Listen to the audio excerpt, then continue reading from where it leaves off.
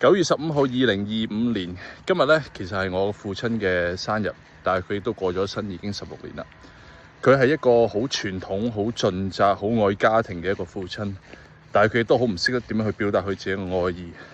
我記得細個嘅時候，大咗啦應該話，我媽媽話翻俾我聽，原來佢細個嘅時候，連我係 baby 嬰兒嘅時候，其實都冇抱過我。咁玩嘅時候都冇乜同我玩啦，當然。所以我細個嘅時候其實係一個好反叛嘅一個小朋友。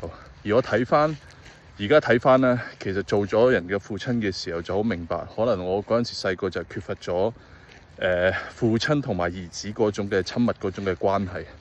所以而家我好 proud 㗎，好 proud 就係我同我3個仔仔嘅關係係好親密。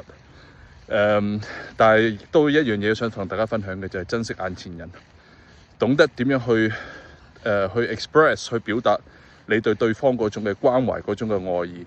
因為好多時當你離開咗呢個世界嘅時候，走咗就走咗，冇得後悔。所以記住珍惜眼前人，去表達你嘅愛意。OK，bye。